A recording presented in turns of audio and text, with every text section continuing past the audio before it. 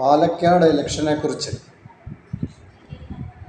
മുൻ കേന്ദ്രമന്ത്രി വി മുരളീധരനോട് പത്രപ്രവർത്തകർ ചോദിച്ചു, BJP എന്തുകൊണ്ട് പാലക്കാട് തോറ്റു?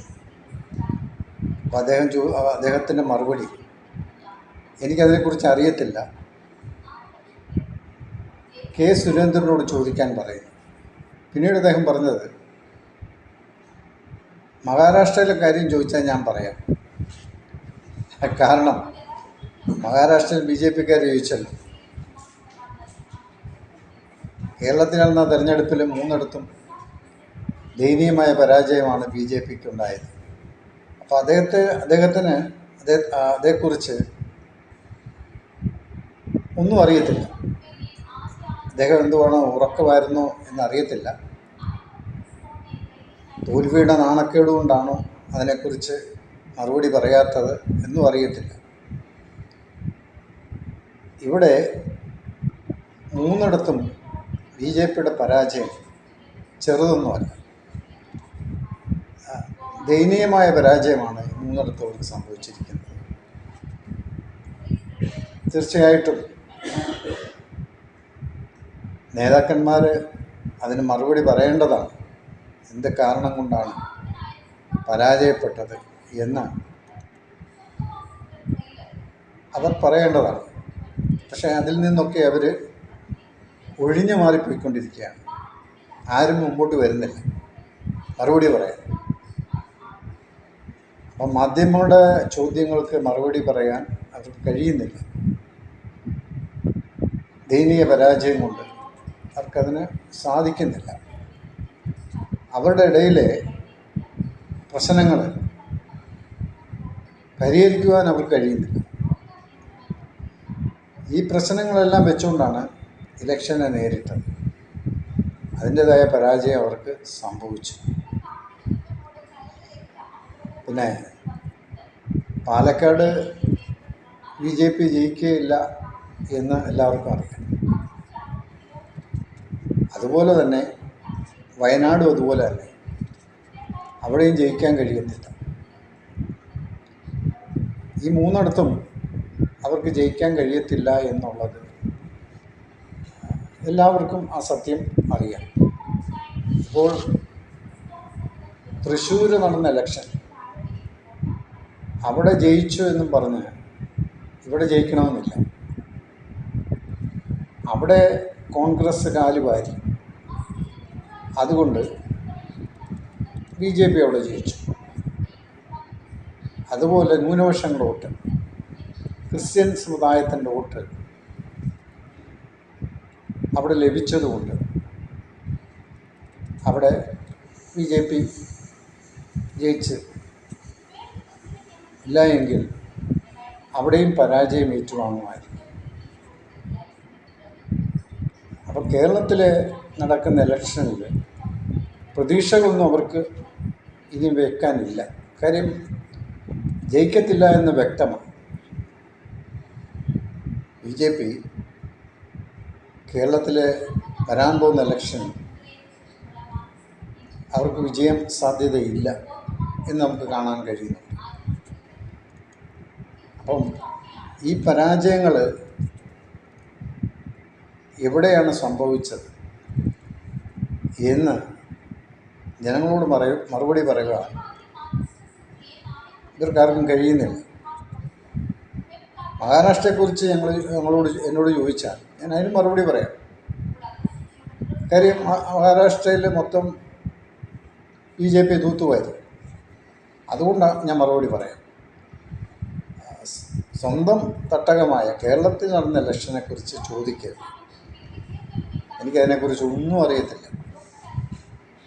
അപ്പം അദ്ദേഹത്തിന് ഇവിടെ ഉത്തരവാദിത്വങ്ങളൊന്നുമില്ല. അതെല്ലാം കെ സുരേന്ദ്രൻ്റെ തലയിൽ വെച്ച് കെട്ടി ഒഴിഞ്ഞു മാറുകയാണ് ചെയ്യുന്നത്. ഇപ്പോൾ അതാണ് BJPയിൽ നടക്കുന്നത്. ഈ കെ സുരേന്ദ്രനെ ആ സ്ഥാനത്ത് നിന്ന് മാറ്റണം. അതാണ് ഇപ്പോൾ അവർ ചിന്തിക്കുന്നത്. പരസ്യമായിട്ടും രഹസ്യമായിട്ടും കെ സുരേന്ദ്രനെതിരെ പടയൊരുക്കം BJPയിൽ തുടങ്ങിയിരിക്കുകയാണ്.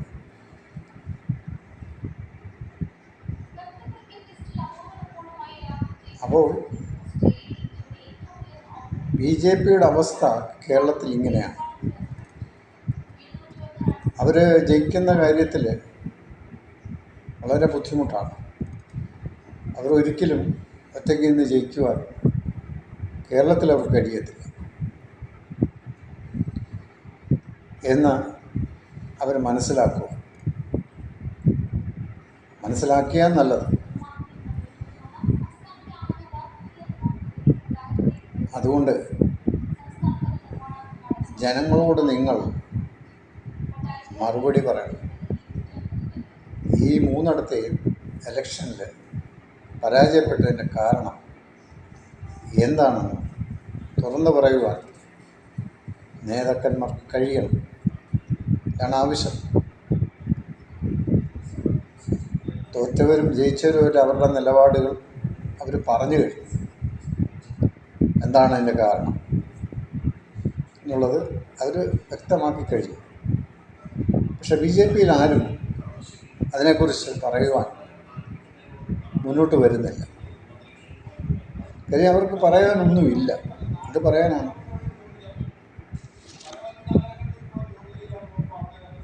ദയനീയ പരാജയം അവർ ഏറ്റുവാങ്ങി. അതിനെക്കുറിച്ച് അവർക്കൊന്നും പറയാനില്ല.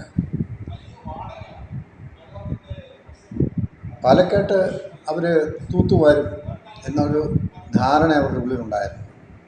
തൃശ്ശൂർ പോലെ ഒരു വലിയ വിജയ സാധ്യത അവർ മുന്നിൽ കണ്ടു.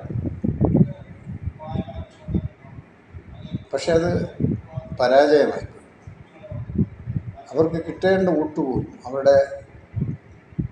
അവർക്ക് കിട്ടേണ്ട വോട്ട് പോലും നഷ്ടപ്പെട്ടു മുനിസിപ്പാലിറ്റി. അപ്പോൾ ഇതൊക്കെ അവർ അന്വേഷിക്കേണ്ടിയിരിക്കുന്നു. എന്താണ് അതിൻ്റെ കാരണം? സന്ദീപ് വാര്യർ BJP വിട്ട് കോൺഗ്രസ്സിൽ ചേർന്നു. അദ്ദേഹം ഒരു നേതാവാണ്, ഒരു വലിയ നേതാവാണ്. അയാൾ പറയുന്ന അയാൾ അനുഭവിച്ച പ്രയാസങ്ങൾ. ഞാൻ ഒറ്റയ്ക്ക് നിന്ന് പോലും ആരും സഹായിക്കാനില്ലായിരുന്നു. ഒരു വാക്കുകൊണ്ട് പോലും ആരും സഹായത്തിന് എത്തിയില്ല. അപ്പോൾ അയാൾക്ക് നിരാശയുടെ അനുഭവമായിരുന്നു. അപ്പോൾ അതുകൊണ്ടാണ് അദ്ദേഹം കോൺഗ്രസ്സിലേക്ക് ചാടിപ്പോയത്. ഇങ്ങനെ അനേകർ BJPയിലുണ്ട്. പക്ഷെ ആരും തുറന്നു പറയുന്നില്ല എന്ന് മാത്രമേ. എല്ലാവർക്കും അറിയാം, നല്ല നേതാക്കന്മാരൊക്കെ BJPയിലുണ്ട്. പക്ഷേ അവർക്കൊന്നും ആ അവസരങ്ങൾ കിട്ടുന്നില്ല.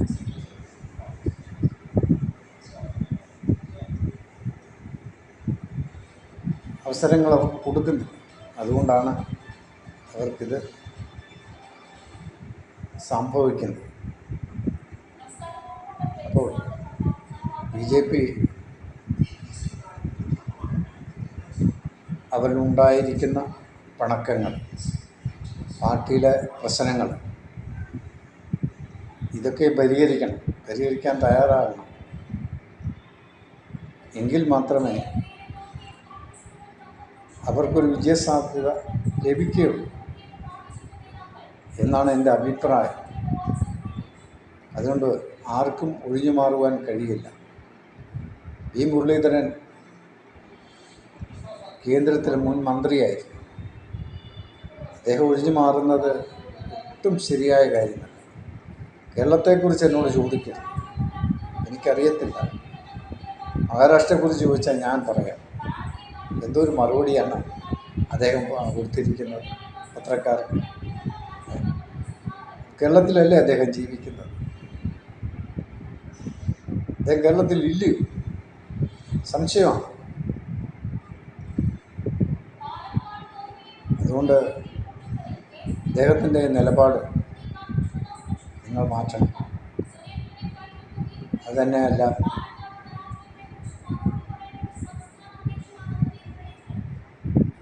നമുക്കറിയാം ചൂരൽമലയിൽ സംഭവിച്ച കാര്യങ്ങളൊക്കെ നമുക്കറിയാം. അത് വീണ്ടും പറയാൻ ആഗ്രഹിക്കുന്നില്ല.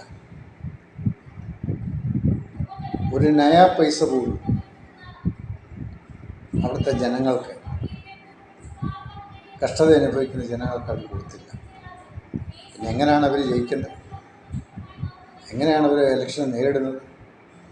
10 പൈസ സഹായിക്കാത്ത കേന്ദ്രം നിങ്ങൾ ഇലക്ഷനിൽ നിന്നാൽ അവിടെ ജയിക്കുമോ? ജനങ്ങൾ തരുമോ? ജനങ്ങളെല്ലാം ഇതിൽ ബോധവാന്മാരാണ്. അതുകൊണ്ട് പരാജയം നിങ്ങളുടെ കയ്യിൽ തന്നെ ഉണ്ട്. അതാണ് സംഭവിച്ചത്.